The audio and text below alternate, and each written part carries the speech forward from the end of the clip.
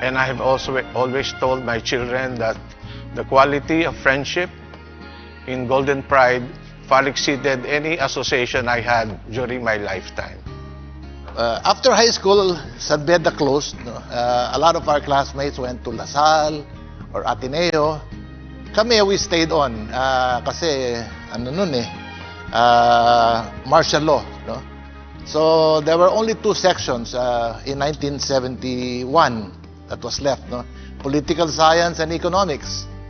So yun, lalong naging malapit. No? Kasi dalawang section lang, lahat kayo magkakaibigan. I owe to this beloved school my being grounded. Kasi I don't know what it would have been like if I was in any other school from grade school, high school. But this school, I owe to my being human. Yun lang po. Salamat, San Beda. Madami nang nangyari sa atin, nandito pa rin tayo. Sa hirap at ginhawa, tuloy ang ikot ng mundo. Kahit ngayon alam kong makakaya natin, kahit anong iharap sa atin, ang dami-dami pwede pang gawin. 2021 marked the beginning of our golden chapter. We carry not just our years but our stories. Para kaming kagagraduate lang because it's like, you know, we see each other, kantsawan, is that hindi mawawala yun. We're brothers. We're brothers. The brotherhood now, you know, before we were from different classes, so we call each other batchmates. But since we've gotten together since we had our Silver Jubilee and our Golden Jubilee, we're not just batchmates. We are classmates and we are best friends. So naging mas malapit kami na magkakaibigan. Some of the batchmates that weren't classmates before, suddenly nagkukwentuhan kayo and you're now closer than you were before. Now, 74 of our known classmates have passed on. No? So we make it a point to help each other out. Pag may nauna, we always go to the wake, ganyan, we contribute. That's why we have what you call also the Heavenly Fund. No? I think we're the only class that has an Heavenly Fund, and we give 50,000 to the bereaved family. Standard yun. Plus, siyempre, kung may sakit, pass the hat. So that's what is very commendable in our batch. No? While maraming very generous, and to top it all, they want to be anonymous.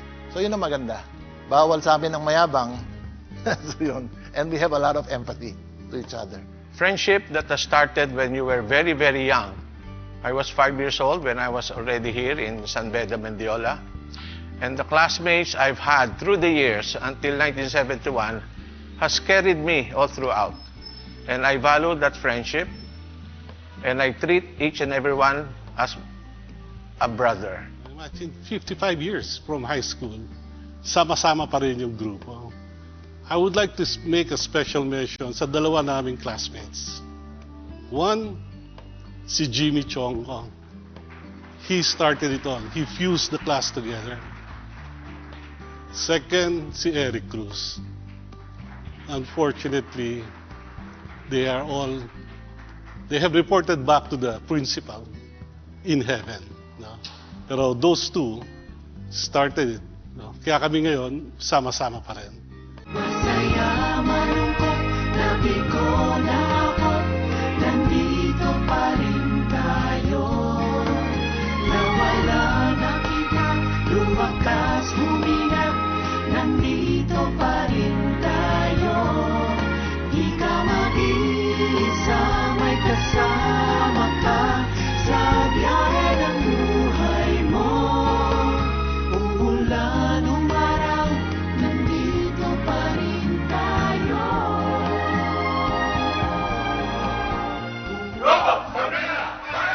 Nandito pa rin. Today, we are not celebrating a number. we are celebrating a journey. Noon, when we began. Kahapon, when we returned. Ngayon, when we stand together, stronger, prouder, and forever bonded. Golden Pride at 55. 3 key words. Golden, precious metal, like our friendship. No? Pride, we are one safe community. Friends getting together. At 55, perfect number. This is our time, this is our legacy. This is our Golden Pride. 55. Mula nung araw, nandito pa rin tayo. Mula nung araw, nandito pa rin tayo.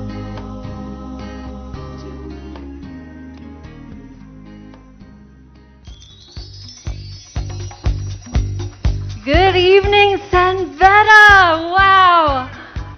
Let's try that one more time. I said good evening, San Beda! I am personally inspired by the beautiful friendship that you have formed throughout the years. Wow, 55 years. Let me just ask all of you, okay? If I may just request for you to look at the person next to you, grab a person next to you, look at that person in the eyes, and tell that person, thank you for celebrating tonight with me. Let's go ahead and do that. Let's do that on 3. 1, 2, 3. Thank you for celebrating tonight with me. Everyone, let me just welcome everyone. Wow. We have here our San Beda Grade School Batch 67 and of course, High School Batch 71. Noon, kahapon, ngayon, and andito pa rin tayo. Everyone, my name is Jacqueline Ra, and I am very, very honored to be celebrating the evening with you. We have a lot of activities in store for you this evening. Let me just greet our members as well and our brothers, and if I may just also greet the lovely wives of our brotherhood tonight. Look at your lovely wife for a second and tell her you are absolutely gorgeous tonight. Let's go ahead and do that. Come on. When was the last time you complimented her? Let's do that. Tell her she's gorgeous. I definitely agree because everyone here is looking absolutely dazzling and dressed for the nines. You know, I have definitely heard a lot of beautiful stories, and as I said, we are definitely going to be having an absolutely beautiful evening. And of course, for us to get started with the merriment of tonight, please welcome on stage Mr. Ed Favela.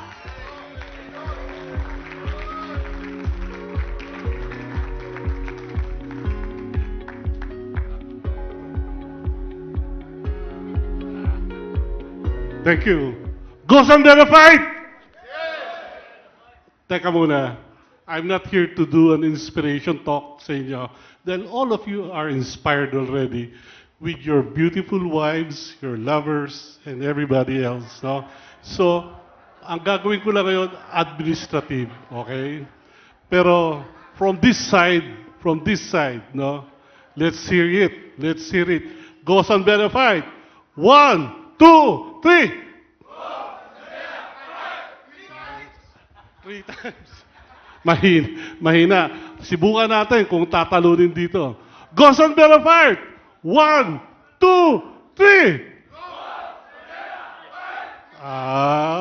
3 times. Pero what we want to know is whether nandun pa rin sa puso nila the fire. No? So may I ask lahat ng balikbayan to please stand up. Lahat ng balikbayan. Balikbayan, please. Konting tayo lang. There you are. There you are. Isn't it a beautiful sight, no? So, hihingin ko sa inyo is to go isang Go San Beda fight. Tignan natin kung nandun pa sa puso ninyo, nasa dibdib pa ninyo, yung Go San Beda fight. Meron pa ba dyan balikbayan na hindi nakatayo? Meron pa ba? Okay na lahat. So, to our balikbayans, especially Lakmi from sunny Spain, all right? Go San Beda fight. 1, 2, 3. Oh, buhay na buhay pa. Buhay na buhay pa yung Go San Beda fight sa kanila. All right. Thank you very much. Thank you very much.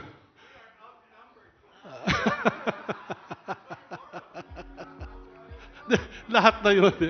Gusto mo ulitin natin. Well, anyway, it's really a beautiful sight. Makita lahat, all in their sartorial elegance, nakabarong Tagalog. Please sit down. Hindi ba kayo nakasigaw ng Bogo San Beda fight? Sorry marami, itong programa natin ngayon, maraming ad-lib. So, you just have to go with the flow. Anyway, nawala tuloy ako. Nakita ko na. Nakatayo doon. When we started thinking about this event, kung maalala nyo, nung nag-golden jubilee tayo, it was in the thick of COVID, 2021. Wala tayong golden jubilee reunion. Tayo yung unang tinamaan, class of 1971. Alam nyo, napakaswerte noong 1971. Kung naalala nyo, yung PMA 71, yun ang pinaka-notorious, sila Gringo Honasan. Yun yung nagkudeta, no? Tapos on, high school 71. No? So, pero despite na we were in the middle of COVID, no? We celebrated yung Golden Jubilee natin. I think there were, kung hindi ko nagkakamali, sabi ni Ding, there were more than 100 who participated. And thank you to Tato and Jimmy Sarenas, sila yung game master during that time. No? So we held a Zoom. No, ang reunion natin was a Zoom reunion. Merong games, si Tato at saka si Jimmy Sarenas yung game master. Meron din premyo. Pinadala namin lahat ng premyo via Lalo Move. So marami rito nakakuha ng pizza. Puro pizza yung... Kasi yun lang ang pwedeng i-deliver at during that time Pero nabigay namin lahat. No, fast forward, sabi ko, kawawa naman kami. No? Nung aming Silver Jubilee, klase natin with the indulgence nung nandun sa Alumni Association, right? Klase natin ang nagbigay ng seed money sa San Beda College Alumni Association. No? Ang may pakana nun, yan, si Jake Tolosa. Jake, yan ang may pakana, yan ang may kasalanan. No? So, we gave, at that time, 1996, no? Naalala ko noon si Kong Pablo, 1996. Nandun yun hindi pa yata Kong si Kong noon, 1996. Ano ka ba noon, Kong? Vice Mayor? No? Not yet in government in 1996. But then there was one person. He's not with us anymore. No? Pero siya yung tumulong para magkaroon ng pera yung ating klase. Right? And also, to have money para ibigay sa San Beda College Alumni Association. I would know kasi I was part of the Alumni Association much earlier. Walang pera. And how could you move kung wala kang pera? Imposible. We have here Francis Sebastian. No? Siya magsasabi, kung walang pera, wala talagang mangyayari. Tama ba, Francis? So kailangan, but you have to make good use of the money that you have. And this person, wala na siya sa atin. And I would like to ask, bigyan natin siya ng isang masigabong palakpakan, si Ding Santico. Ang ginawa ni Ding was, nagpa-golf siya sa Highlands. Lahat ng kontratista sa Highlands, hinold up niya. No? Hold up talaga. No? Nakapila sila kay Ding, gusto mag-sponsor ng hole. No? And I think Jake was able to raise more than 2 million at that time. And that was also the seed money for our